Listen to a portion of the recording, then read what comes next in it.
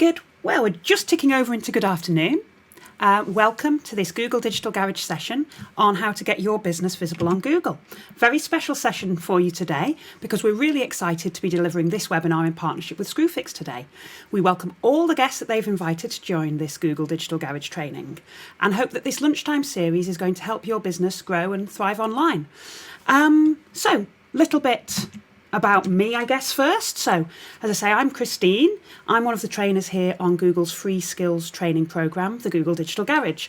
I'm an experienced marketeer. I've been working in marketing, well, as Zoe reminded me last week, I've been working in marketing longer than there's been digital marketing. So I started as a marketeer and then moved into digital as those things happened. I've been working with the Google Digital Garage since 2015 as well. So I'd also like to introduce our moderator. I've already mentioned her, but we have Zoe with us today. Zoe's also one of our Google Digital Garage coaches, and she's going to be interacting with you and answering some of your questions. So how are you going to do that? In order to ask a question or make any comments on this session today, we would love it if you could use the chat box. So you're going to need to use the chat. You're going to need to be logged in to your YouTube account. And then to make sure that Zoe can find your question and identify it as belonging to this session, if you could please use the hashtag SFLiveGDG. And promise that will appear on the screen, but it's SF for Screwfix Live, then GDG, so we know it's for Google Digital Garage. That way Zoe will be able to find your question a lot easier and make sure that we can get to some of those questions as we go. So how we're actually going to run today is that I'm going to take you through our session on how to get your business visible on Google. And what we do is we pause in three places, and I will, then Zoe will send over any of those questions. As I say, Zoe is one of our Digital Garage coaches, so she'll also be answering questions as we go. So do pop into the chat, say hi to her. You can tell you're speaking to the moderator because her name's Zoe, but she also has a little blue spanner next to her name that shows that she is our moderator. Few other things in terms of housekeeping. If you have any trouble viewing the webinar, we recommend just giving it a refresh, a little bit of turn off and turn back on again. As I say, you do need that to be signed into that YouTube account. If you don't have a YouTube account, then you can really easily set one up by clicking into the box on the right there. That'll get you, if you want to join in the chat. And as I say, we really do hope you get interacting with us today on this very special lunchtime session. So you know we're running this Google Digital Garage virtual training, both as part of the Screwfix Live week. So we will be back here same time every day this week. I'll run you through the sessions later on, but we'll be taking a look at all kinds of different sessions that are an example of the sessions that we run as part of our Google Digital Garage program. The program is, you can find us, our schedule of upcoming webinars beyond this Screwfix Live week, when you can check out our website, which there again, Zoe can pop the web address for that into the chat for you. Okay, so that's, I think, all the housekeeping done. Let's pop on and have a little look at how you can go about setting up your business to get it visible on Google. Okay, so for those of you who it is your first Google Digital Garage session, how we tend to run them is we'll split them down into 3 learning objectives for you. First up today, we're going to take a little thought about customers. Let's think about your audiences, those people out there, and help you to understand how they go about finding your business. Then we'll take a look at some of the tools you can use and some of the ways that you can go about building your presence. And that's on Google Search, but also on Google Maps, which is becoming more and more important for those smaller, more local businesses to really get found locally and connect with those audiences. And then we'll take you through some tools and some tips that are going to help you to optimise your visibility on Google. And every time we get to one of the end of those sessions, I will be pausing. Zoe will send me any questions that you have. So please do, as I say, get those questions into her. Now, why are we doing this? One of the main reasons for running this kind of session with you is that 3/4 of online customers use a search engine to find a business. So whether it's Google or Bing or one of the others, the customer, a real person, will take out their phone or log into their computer, pull up that search engine and search for businesses. So we're going to look at how that behaviour plays out. And really importantly, as I say, to help those smaller, more local businesses, is that 82% of smartphone users reported routinely conducting local mobile searches. By what we mean with that is they're looking for a plumber near me or an electrician in Stroud. You know, they're looking for smaller, more local businesses in their own area. So how can you, as a small business owner, how can those businesses make sure they're in the best place to be found when people are looking for them? So let's take a bit of a look. How do customers find you? Now, the great thing about this, a lot of marketing is all about trying to put yourself in the place of the user. So flipping it round, rather than thinking about what I want to say to my audience, think about, well, let's have a think about my audience and what do they know. And the great thing is that you are, most of us, especially if we've come to a YouTube session, so a live online event, we're probably quite good at using the internet to find what we need. So think about, the example we've got here is pizza near me, but imagine it's electrician near me or plumber near me. How is it that a customer goes about finding a business like yours? So maybe try it. Maybe take out, if you have one of these things, little smartphone going on, take it out, open up, think about the methods you would use to go and do that. If you needed to find pizza for tea, if you need to find, as I say, an electrician or a plumber, how would you go about searching for it? Because you are part of that audience. You are somebody who uses a smartphone to find a business, maybe. Okay, so have a look at I want you to become students of search. Every time you run a search, what can you learn from your behaviour? If somebody else nearby you can compare it with, do they do things differently? Because different people look for things in slightly different ways. There's no right way or wrong way. There are lots of different routes to get to the same sorts of answers. So think about how you would do it. And then think about as well, next time you're looking, as I say, I want this to be something that you keep doing on and on for the next, few weeks, few months, forever, really. Build it into part of your business strategy, is just to be thinking and learning about what customers are doing. Let's have a think about what factors help you to choose. You do your search, the answers come up. How do you choose?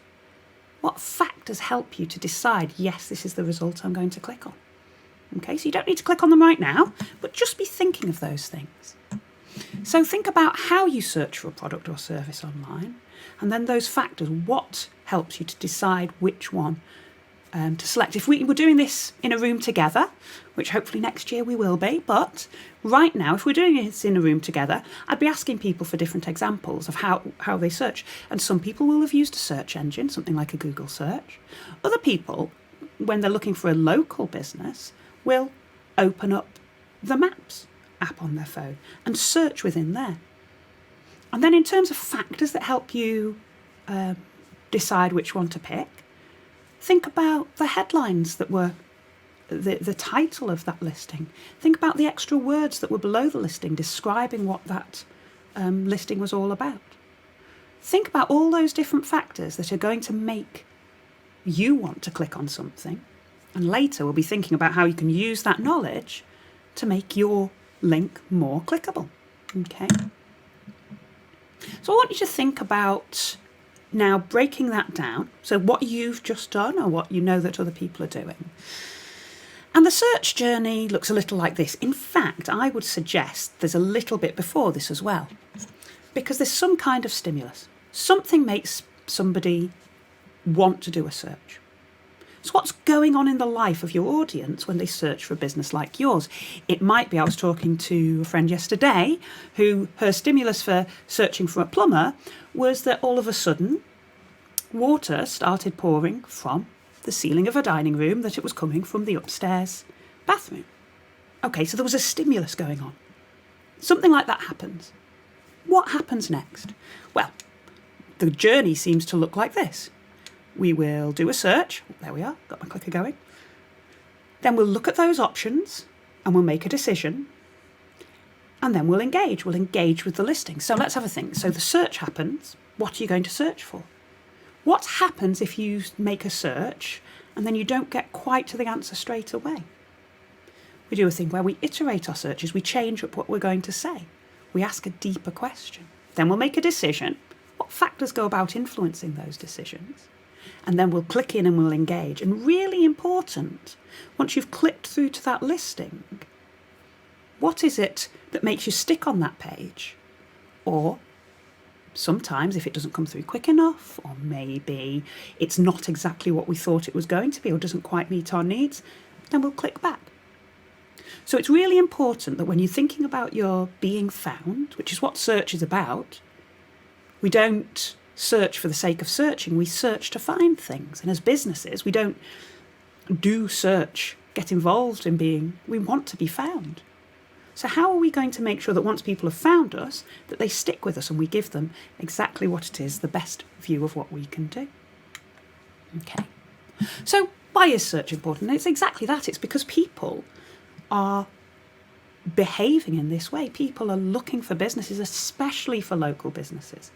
For a lot of people, like 82% of people doing those searches on mobiles, people are looking for something quite immediate, though. That stimulus has gone off, they search, and then they take an action. The great thing about search is that there is often a really strong intent to take an action. There's other kinds of work you can do on the internet which are to help get noticed. But when search is happening, what's going on in the people's lives, that audience, is that they are looking to take an action. So search is really important because it's not, say you've got a website, although we'll look at how you don't need a website necessarily to have a great online presence. But it's not about if you build this website, they're going to come. The website has to be findable, okay? Now, so it starts with search. We've only had, 12 minutes together, you and I? But you've probably worked out that I am not the kind of person that would be trusted with an algorithm. So what we're going to do is take the look at this video, which comes directly from Google. You can find it on YouTube later if you want to look again. And it's going to show you how search actually works. Every day, billions of people come here with questions about all kinds of things. Sometimes we even get questions about Google search itself, like how this whole thing actually works. And while this is a subject entire books have been written about, there's a good chance you're in the market for something a little more concise. So let's say it's getting close to dinner and you want a recipe for lasagna. You've probably seen this before, but let's go a little deeper. Since the beginning, back when the homepage looked like this, Google has been continuously mapping the web, hundreds of billions of pages, to create something called an index.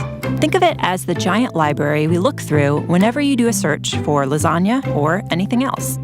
Now, the word lasagna shows up a lot on the web. Pages about the history of lasagna, articles by scientists whose last name happened to be lasagna, stuff other people might be looking for. But if you're hungry, randomly clicking through millions of links is no fun. This is where Google's ranking algorithms come into play. First, they try to understand what you're looking for, so they can be helpful even if you don't know exactly the right words to use or if your spelling is a little off. Then they sift through millions of possible matches in the index and automatically assemble a page that tries to put the most relevant information up top for you to choose from. Okay, now we have some results. But how did the algorithms actually decide what made it onto the first page? There are hundreds of factors that go into ranking search results, so let's talk about a few of them. You may already know that pages containing the words you search for are more likely to end up at the top. No surprise there. But the location of those words, like in the page's title or in an image's caption, those are factors too. There's a lot more to ranking than just words. Back when Google got started, we looked at how pages linked to each other to better understand what pages were about and how important and trustworthy they seemed. Today, linking is still an important factor. Another factor is location, where a search happens. Because if you happen to be in Ormea, Italy, you might be looking for information about their annual lasagna festival. But if you're in Omaha, Nebraska, you probably aren't. When a web page was uploaded is an important factor too. Pages published more recently often have more accurate information, especially in the case of a rapidly developing news story. Of course, not every site on the web is trying to be helpful. Just like with robocalls on your phone or spam in your email, there are a lot of sites that only exist to scam, and every day scammers upload millions more of them. So just because instantvirusdownload.net lists the words lasagna recipe 400 times, that doesn't mean it's going to help you make dinner. We spend a lot of time trying to stay one step ahead of tricks like these, making sure our algorithms can recognize scam sites and flag them before they make it to your search results page. So let's review. Billions of times a day, whenever someone searches for lasagna, or resume writing tips, or how to swaddle a baby, or anything else, Google software locates all the potentially relevant results on the web, removes all the spam, and ranks them based on hundreds of factors like keywords, links, location, and freshness. Okay, good time to take a breath. This last part is about how we make changes to search, and it's important. Since 1998, when Google went online, people seem to have found our results pretty helpful. But the web is always changing, and people are always searching for new things. In fact, 1 in every 7 searches is for something that's never been typed into the search box before, by anyone, ever. So we're always working on updates to search, thousands every year. Which brings up a big question. How do we decide whether a change is making search more helpful? Well, one of the ways we evaluate potential updates to search is by asking people like you.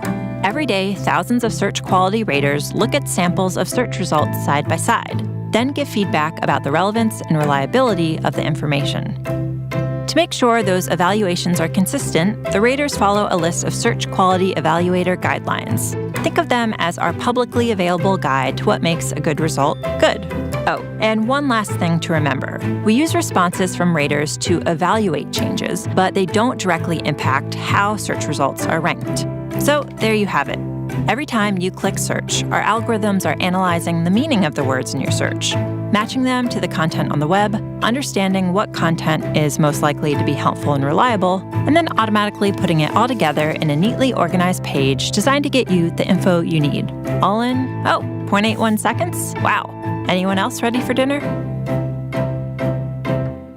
Interested in learning more? We've got a whole website dedicated to how search works. Just click right here. Want to read the search quality rater guidelines for yourself? Click right here.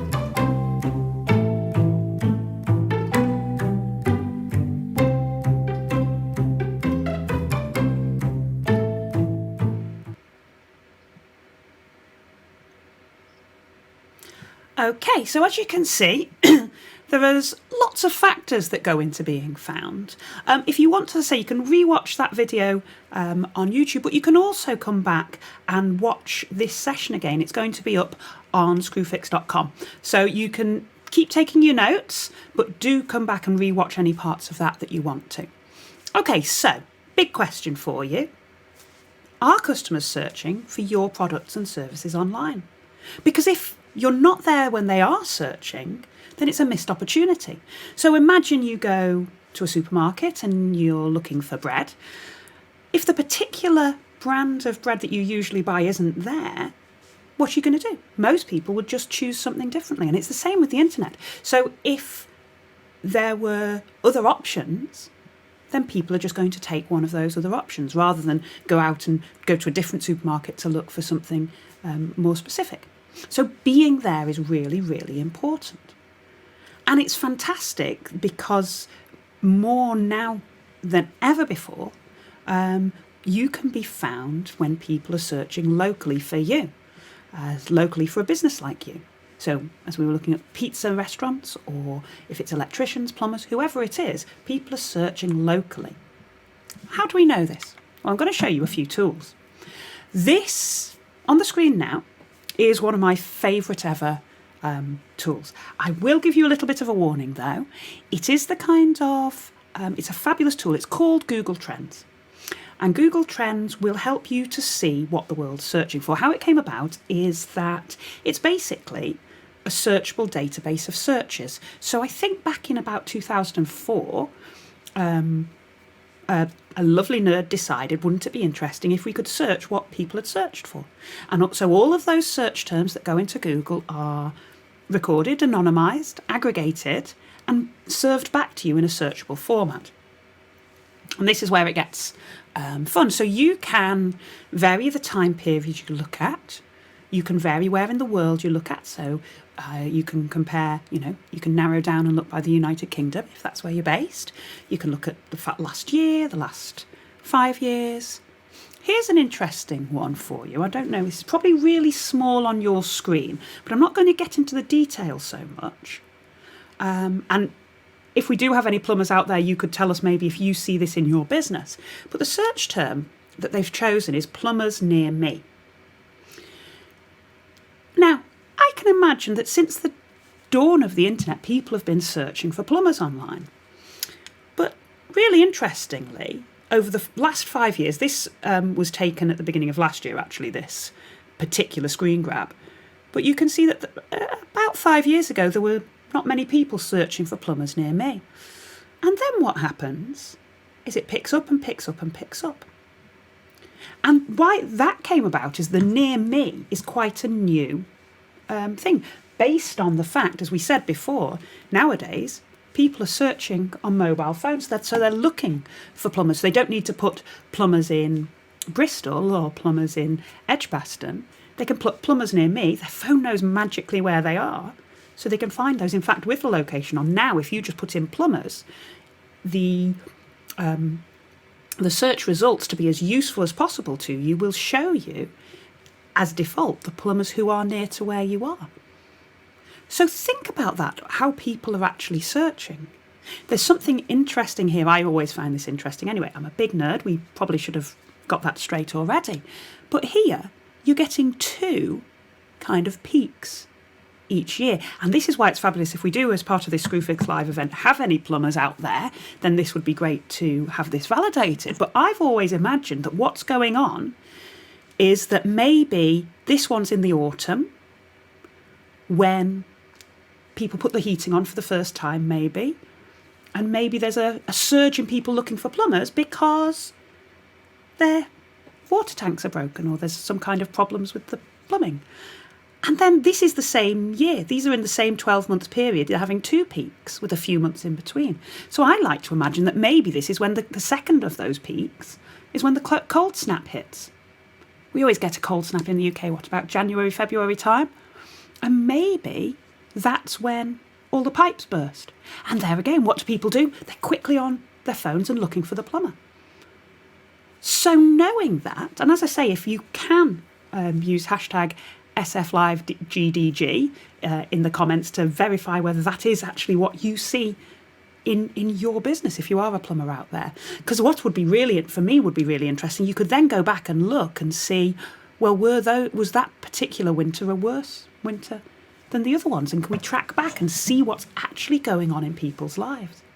Because what Google Trends allows you to do is have a look at what people are thinking. Because, as I say, this is a find engine. We tell the search engine more than we would necessarily tell our friends. We ask it questions that would seem sometimes we ask it silly questions. I'm forever checking exactly what words mean. Check that out. Make sure I'm using things correctly, where I wouldn't necessarily ask somebody. So think about, this is a brilliant tool. There's no cost to use it. You don't have to sign in, sign up or anything. Just go to Google Trends and have a look and search for the words that are in your business. Search to see whether people are searching, the words they use when they think about businesses like yours. Why I say the only slight health warning it should maybe come with is it's so interesting. There's so much you can find. And it's one of these that goes, oh, you might also like, and I'll take a look at this. That you need to make sure your cup of tea's going to go cold if you get so deeply engrossed in looking for it. But absolutely look, search the searches, see if, and really importantly, when people are searching for a business like yours. Okay, going to take a wee pause there, check in with Zoe, see how things are going out there.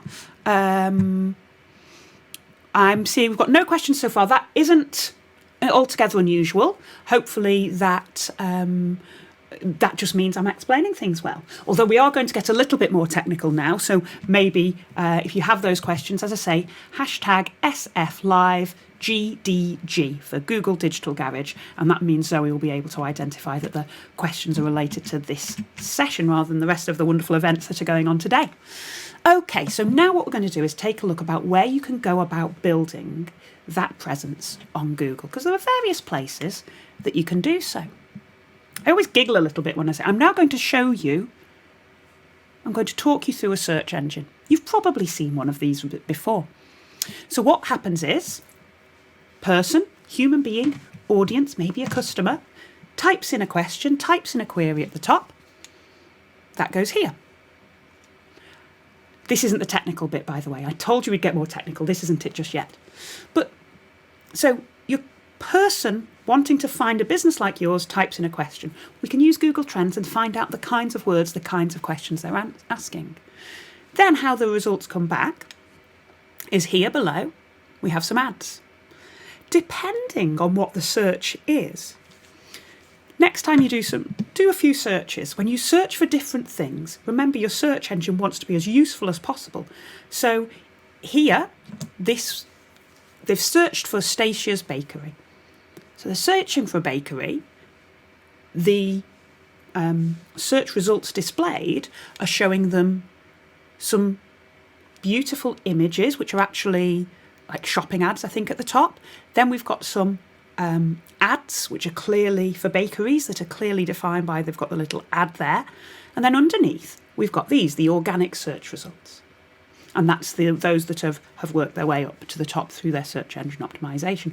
Really importantly here, and this is where the search results really start to pay dividends for smaller local businesses, because this is a business listing. And using a tool called Google My Business that we're going to take a look at, you can take control of this portion of the search results. But there are 3 or 4 different places that your business could be found in search. So that organic search, don't like the word free, because although you don't pay for the listing, your time isn't free. Your time that you're joining me here today isn't free, and we really do appreciate you doing so. Then we have our business listing, and then we have paid search as well. And we're going to take a look, as I say, at all 3 of those areas for you today. So the practice that we're going to talk now about search engine optimization. And so search engine optimization is the practice of increasing the quantity and quality of traffic to your website, although you don't actually have to necessarily have a website, we'll talk about that as well, through organic search engine results. Okay, so right now I'm going to imagine you have a website and you want to drive traffic through it, and search engine optimization is that practice, and we use the word practice deliberately. This isn't a one-time deal. This isn't something you do once and then put it in a drawer, tick it off, put it away. This is something that should inform all your marketing, because it's all about words, and it's all about your audience and all about the people you want to connect with. And these things don't stand still. So there is an idea that it's an ongoing task that if I were you, I'd be building into the way I go about doing business. Okay? So in terms of search engine optimization, there aren't any shortcuts. There just aren't. People will say, anybody who says I can guarantee you to get to your first pet, I'd be running a mile from those. The way that you optimize is to know your customers and do the work that's about talking to be as useful as possible to your customers in as authentic and relevant a way as possible. Okay? So the first thing to do is, as I say, search at the moment. We're typing in questions, maybe we're using a voice search and asking questions, but it's all about words. It's about the words people use, the language, what questions, how do they describe your business, what do they call the kinds of services that you offer. So first up, the first task is to do some keyword research.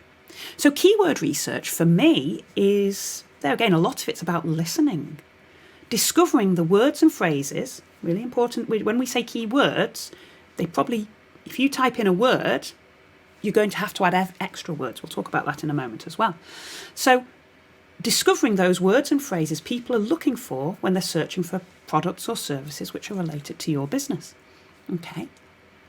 And the way to succeed with it is, keyword research wise, my first task whenever I speak to a business about keywords is, what do your customers say? How do they speak? Can you listen to what they say? Can you ask them?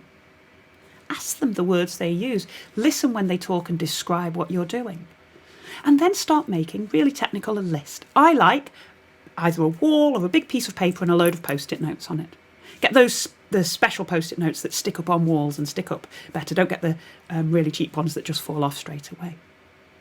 But start making a list, and every time somebody mentions something and you think, oh, that could be a keyword, pop it up on that list. Okay. And then publish content, useful, high-quality content that uses those words. So every time you write something on the internet, that could be on your own website, or also search works in social media as well. So if you're making a blog post, or if you're posting on Twitter, or you're using any of the tools that you're going to be using, use those words that you've identified as to the keywords people are using, and use them in a genuine way. Write interesting articles. Come up with interesting content that's going to be useful to those customers. I told you there's no shortcuts. It's not an easy thing to do, but it can be fairly simple to be doing it. And then you make your web pages search friendly. That's when you go into the technicalities of the search, making it all neat and tidy. But absolutely, the first thing first is it's about the words and the language that people are using. So user intent is a key thing. So we were talking about, if you put one word in, say I was to look for trainers on the internet. If I put in trainers, I'll get possibly one of two things. I could get things like personal trainers, but more likely I'm going to get shoe trainers. Now in this example, shoe trainers were the things I was looking for. But if I put in the short keyword of, if I search just for trainers, I'm likely to get, Adidas, Nike, those big Reebok, those big companies of trainers. Now, what does your customer do then? What they do is they iterate that search. Because it might be, yes, I did want some trainers, but when I think about it, the next thing naturally, without even think about it, and they go into a longer tail keyword, okay? So maybe it is, what's the specific purpose somebody would come to this website for? And it might be the best running trainers for flat feet. Maybe they're the exact same trainer, the exact same shoe, is also a durable shoe for a nurse. So think about that user intent. What is that person? What's going on in their life, and what are they thinking about? And then write for those situations. And looking at those longer tail, you're going to get lower volumes coming through, but hopefully you'll rank higher for these longer tail keywords, and there'll be a more exact match. Don't write to gather traffic. Make sure if you are talking about best running trainers for flat feet, that's actually the product you've got going on. So make sure when you're looking at keywords and you're writing, that you're writing very closely aligned to what it is that you offer. Tool you can use to that is you can have a look at, if you've got your own web analytics going on, then you can take a look at that. You can also look at, there's a tool called the Google Ads Keyword Planner, which is going to help you look at the keywords that are finding their way, or that your website would be interested in looking for. A great tool, there again, a tool that you can use at no cost if you have a website of your own, is called the Google Search Console. So this is a free service, helps you monitor and maintain your website in Google search results. So you can see how Google sees your site. Can it read all your pages? Can it see what's going on? Are the pictures and things working for you? And it doesn't just say, oh, that's good, that's bad. It actually gives you things to work on, which is really interesting. So here you could see, as we're talking about keywords, this will show you which keywords actually bring up your pages. And you can see how you actually rank on Google. So rather than what a lot of people do, how am I doing on Google? Oh, I'll do a quick search for myself, see how I come up. This will show you how the world would see you, because there's all kinds of things that go into those searches, as we saw in that video. You can see which websites are linking into your site, so you can use it for your search strategy. Fantastically is a great thing that you can use. You can submit it to the index. So if you've made some changes, rather than waiting for that spider to come round and crawl your website, you can go, woohoo, Google, over here, raise your hand, and over the next few days, one of those spiders will be dispatched to crawl your site and to re-index it, re-rank it. You can submit your sitemap there so it knows how to find your way through. It's a fantastic tool. As I say, you have to sign up for it. It's called Google Search Console. You then have to tally up the ownership so it knows that you own your site, because this is really great information you won't want to be giving away to somebody who doesn't. But once you've verified and once you're in, it will then do a little report, take some time, collect some data on you, and then you can go with what it learns and catch on that. Okay, so a fantastic tool to see how Google actually sees your website is Google Search Console. So we've talked about on a global scale, using search to be found. But an amazing tool, and it's come about, as I say, over those last few years, especially when we're using these things, is local SEO, local search engine optimization. So that's about how can, if I run a small business, a local business, how can I compete against all those huge companies out there? And local search engine optimization is the key to that. And it's designed to help businesses that serve their communities face to face. So that could be a business that has a premises that you want to bring people to you, or it could be a service area business. So that's a kind of business that maybe I can reach 10 miles from my own home. But I don't want people coming and knocking on my door. You know, I'm a plumber. I don't want them bringing their U-bend, knocking on my door and bringing me their U-bend to fix. So I can show the area I'm active in without having to have that pin on the map. But if I want that pin on the map, this is local search engine is how I'm going to get it. And this is what I'm showing you out. So we had a look at one of the business cards before, the business listings. And this is what you get. So your business can appear on Google Maps. So this one, you get your pin on the map. You'll have seen this, hopefully. And when you click on the pin, you get this wonderful information about that business. You can take hold of this portion of the search results and tell the search engine directly about you and your business.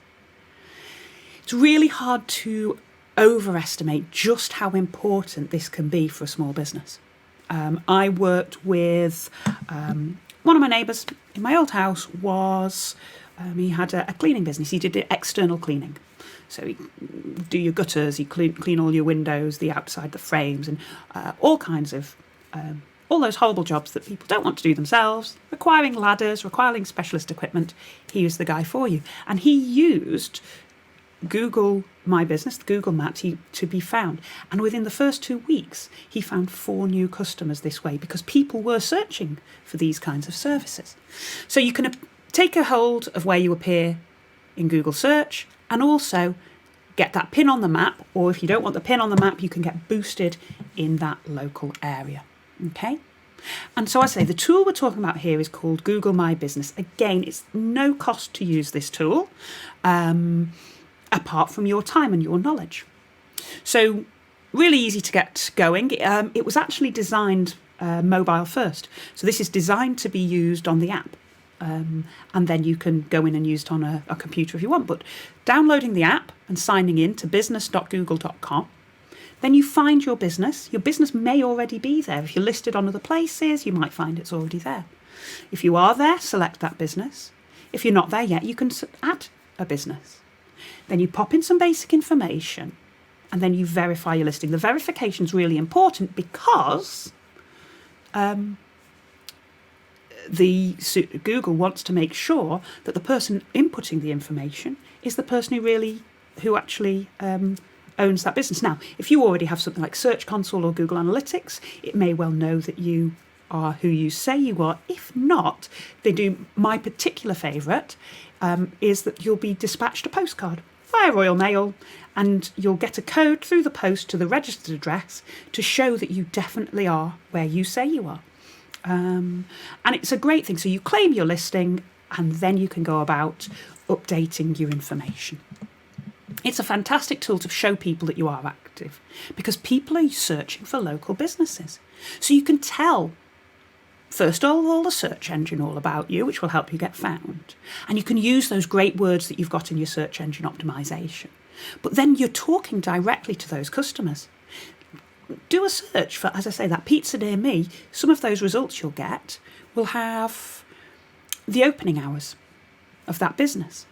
They'll have maybe photographs showing you, if say it's a restaurant you're going to, they'll have photographs that show you the ambience. They might show inside and outside the business. They might show the team. They might show the people behind it and really use those spaces to tell the story of the business. You could, if you've got a physical premises, you could add a virtual tour. That's fantastic if you are more of a hospitality business where you are, wanting people to come and visit. If people have mobility difficulties or maybe something like autism where they need to know what's the kind of place they're going to before they get there, then you can add tours of your business that show what it's like inside. And people can post reviews. Now we get, can be good reviews, can be bad reviews.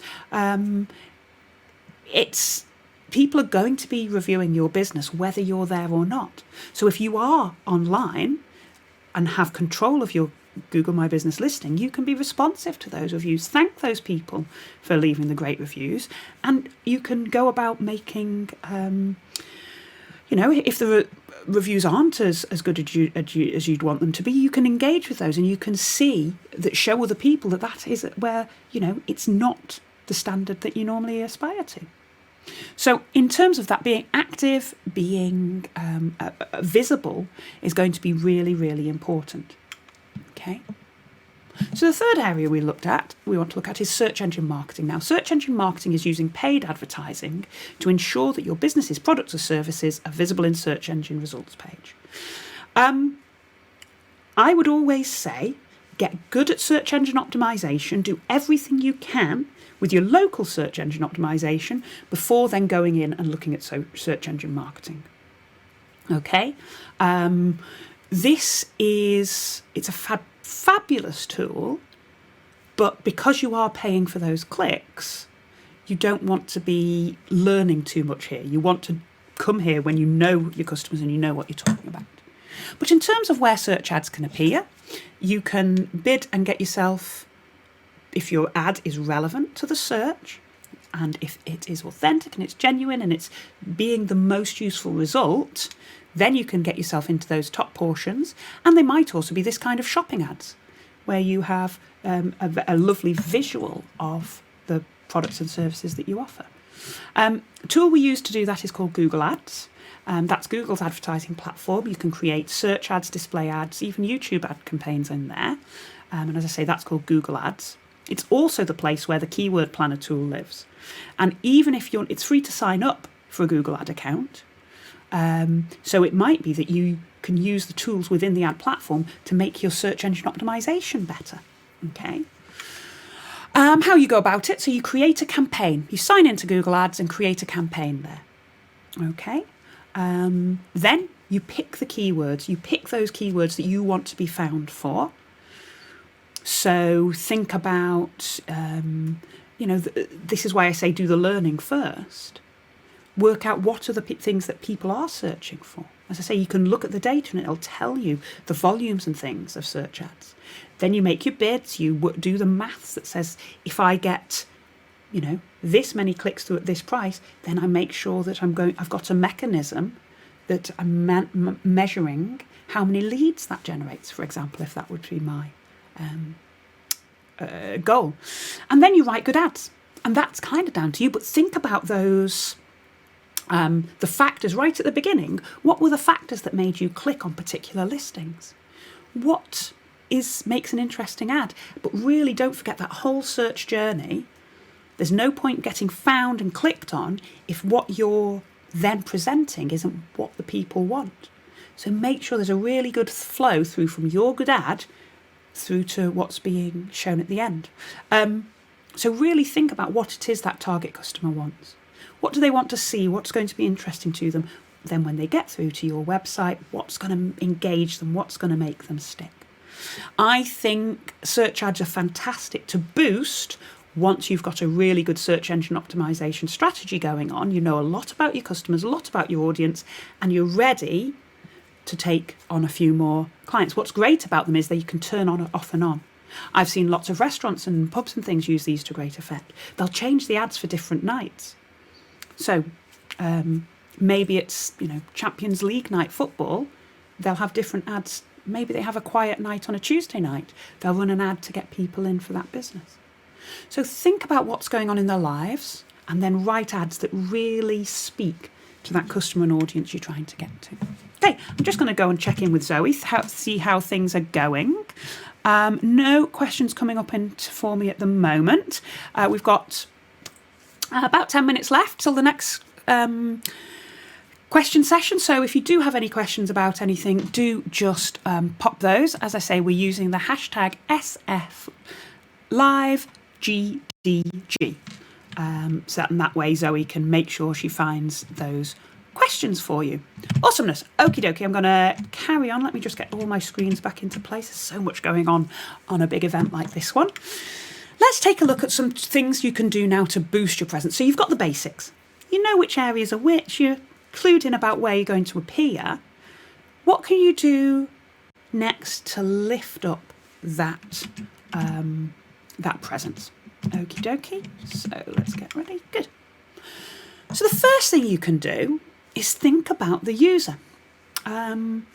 We've spoken a lot, as we often do, in these Google Digital Garage sessions about mobile phones. That's because this is all about people. It's all about behaviour. So fantastic if you have a website. How you might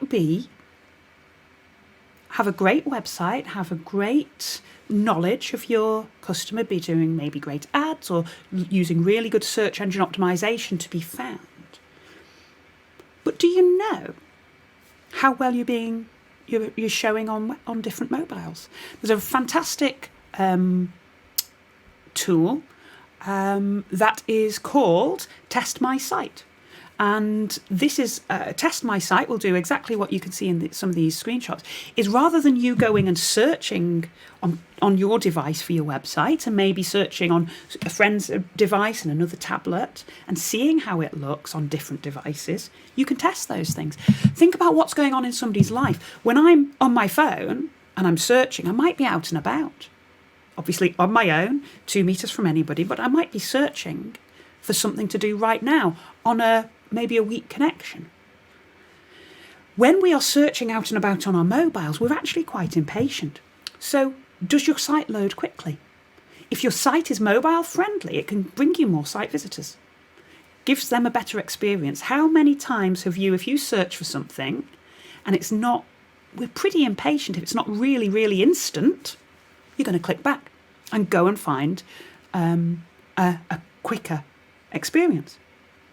So make sure that you use, you just run your website through g.co/test my site, and that will show you lots of interesting information about how well your website performs on mobile devices. And it will, if it's not working so well, maybe it's slow to load, maybe you've got a great big image on that front page that's slow up to load when it comes down on the mobile speeds. It will also give you some hints, give you some tips on how you can improve that performance. So it's really worth taking a look at that from a usability point of view. Next thing you're going to do, so we've talked about claiming and verifying your business listing on Google My Business. Once you have got that postcard through and you've verified, so how the process works is that you put your basic information in, you claim your business, and then you wait for the verification to come through. Once you've got that verification, the kinds of things that you can be doing to really get to boost your listing, so this is back to Google My Business, back to that business card listing. First up is edit your details. Make sure the details there are right. Make sure that the hours that you're opening are right. There's a fantastic new feature, and there's been a lot of development actually of Google My Business in response to the COVID-19 situation. So you can make special posts. You can, as well as having your business hours, you can have special hours. A lot of businesses, for an example, that have always been face-to-face businesses, maybe they also now offer delivery or takeaway. You can reflect these, but maybe they're on slightly different hours to your usual business. Maybe you have an emergency, you're in a part of an emergency rota, and certain nights you're on call out. You can set those hours up. These are our business hours, but if you need an emergency call out, these are the hours that we do for those things. Okay? Adding in photos. Show the team, show if you're a local business, if you're a smaller business, showcase that. These are real people buying from real people. There's been a wonderful resurgence actually in community over the last 6 months. We are seeing a lot that people want to shop locally. They want to support their local communities. They want to know what's going on close to home. I live within a short train ride of a major city, but actually talking to the shops in the local, there's a local, they call it the village. It's not a village, it's a small town. But the people in that village are seeing actually steady footfall because people don't want to go into the city right at the minute. So showcasing how local you are, showcasing the people behind your business, behind your brand. Absolutely get in there and respond to the reviews. Thank people for their good reviews and show how you've learnt from any reviews that are less positive, if they haven't received the service that they deserve, that you strive to offer. And a really important one, I think, for small businesses, and I say this across pretty much any tool you can use. As a small business owner, for example, you are expected to wear so many hats. And we're adding on another one. And it would be very tempting maybe to just let somebody else take care of this. I would always suggest that you are the owner of anything like your Google My Business profile, and then you add other people as managers. That means if those people change, those people move on, you always retain control of the passwords for getting in, for example.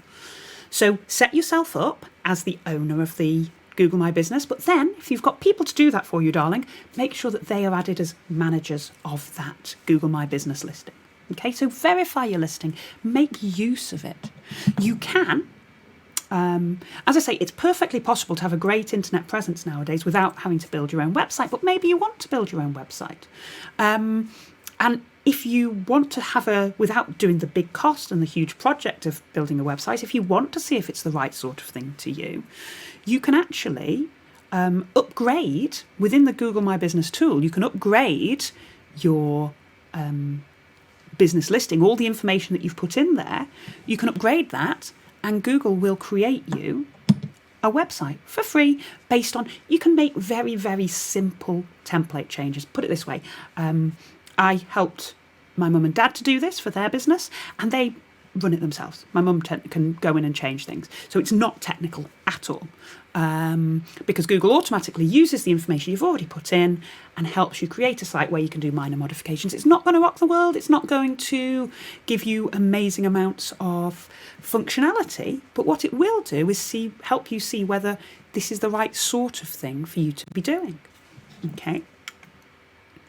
And then thinking again about optimizing that business listing. I've mentioned already that you can use opening hours, so you can edit really easily. And if you're going away on holiday, you can temporarily change your hours. So making sure that people aren't ringing you, or if you have a physical premises, turning up at your door. If you close early on a Wednesday afternoon, make sure your business hours reflect that, because it's a poor experience. If I go in and look on my Google Maps, I find the business I want to go to, I walk to their door and they're shut. That's a really poor experience. Whereas if I look, oh, I know you're closed right now and you open at 10 o'clock tomorrow morning, that's fantastic. I've got the information at my fingertips. Photographs are fantastic. They really do attract people, and they make your listing stand out in the sea of other listings. Responding to reviews is a great idea. The other thing you can be doing is using posts. And this is really important, especially now with the COVID-19 situation. As I say, Google My Business has been updated to take account the current situation. And there's the ordinary posts where you could post your menu or post examples of, if you're a landscaper, you can show beautiful examples of the work you've been doing. If you imagine it's a little bit like a social media post, but you're posting it directly into the search results. So top tips for doing things is making sure you're using those words. Those keywords you've identified, write a post that's interesting to somebody searching for a local plumber, but making sure that you're definitely saying about the services that you offer. And that way, you're giving directly to the search engine more of those words, a bigger idea of what it is that you do. So you can still use search engine optimization, even if you then don't go through and click through to a website. Special offers, promotions, things that are coming up. As I say, examples of past work is a great one because it gives a really lovely visual as to what you can do, and those images stay on those search results page. You don't need to post as often as you would on a social media platform. You know, it can be as little as once a week, once a fortnight, once a month, but build it into your plan and make sure you do, because an updated profile is a loved profile, is a one that the search engine then knows is current.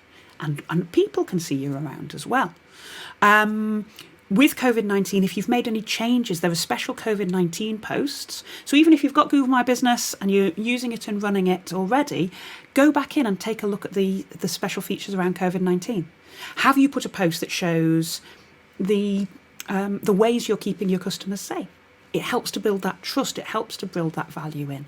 Can you show that, you know, you're doing contact-free delivery, or you're wearing PPE, or whatever it is that you're doing to make sure that you've reacted to the situation. Make sure you talk about it, because that really does build that level of trust, and it gives you something else to talk about. One of the hardest things of content and being on the internet is thinking up things to say. So you've got a great tool there to be talking about.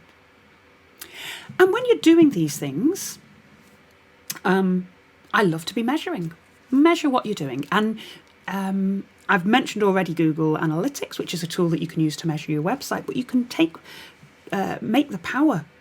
see what the power of the internet and the power of the search results is, even if you don't have that. So every month or so I get an email from my Google My Business listings that goes, have you remembered to look at your insights? And it will lead you can click on it and it'll lead you through. The insights within the Google My Business tool will do things like this one. This one's showing how many customers searched for this business, and it shows of those, how many were direct, as in they searched by the name of the business. So Fred's Bakery, John's Plumbing, whatever. And then how many were discovery? That means they were looking for plumbers near me, and your card came up. But you can also see, so a great web experience might be that somebody searches for a plumber, they see your listing and they click the call button. And then, because you've put your phone number in, they can call directly from their Google map or from their search result without ever visiting your website, because you've given them enough information. How do you know that increase in calls is from your listing? Well, you can go to your insights and you can see how many people clicked to call you or clicked for directions if you're a physical business. So you can absolutely see if the work you're doing is having that kind of effect. Okay, so that's our final pause for questions. I'll just pop in. Just hearing from Zoe that there's nothing that Zoe's been answering on being on there for you. So what I will do is I'll give you, oh no I won't, because I'm pressing the wrong button, often happens with me. Okay, so I want you to have a think now about what we've got coming up as next steps. As I say, you can go back and re-watch this video on Screwfix.com. So if you want to go back and look over anything we've done, you can also join our wider programme of Google Digital Garage training,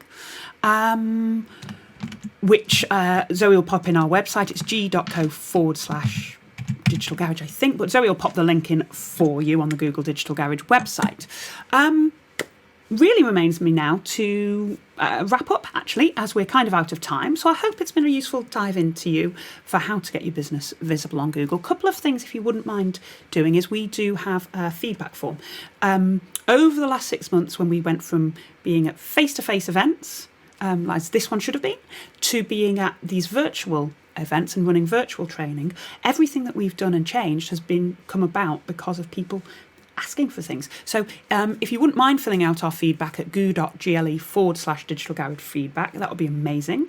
If you're talking about us on your socials, we're on #digital garage, and I do know all the trainers and coaches do look at that. If you're talking about anything you've learnt in 2 weeks, if you've done something different, if you get your first customer through Google My Business, then it would be amazing. We'd love to hear about that.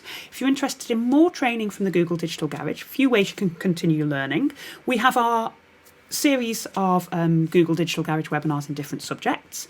That schedule runs Monday to Friday. We have sessions running mornings and afternoons. So drop in on the topics that you want to see. If you want to carry on learning in your own time, we also do a certified course. It's called The Fundamentals of Digital Marketing. It takes about 24 hours to do the course, and then you take a test and you get a certificate that is backed by the Open University and the Institute IAB, which is the Advertising Bureau, Internet Advertising Bureau, and that's from Google. And we also, for this week only, have this wonderful session of Screwfix live webinars. So we are going to be looking at we've got sessions on all kinds of topics. We've got setting up an online shop. We've got keeping your family safe online. On Thursday, we've got digital marketing strategy. And on Friday, we've got social media strategy. So go into some of those areas a little bit different. Otherwise, as I say, it remains for me to thank you for joining us today. Thanks to Zoe for being our wonderful moderator and the Screwfix team. So thank you so much for joining us today for Get Your Business Visible on Google.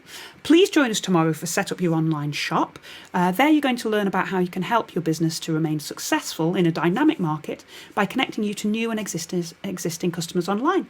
Otherwise, I've been Christine, and I hope you enjoy the rest of your day.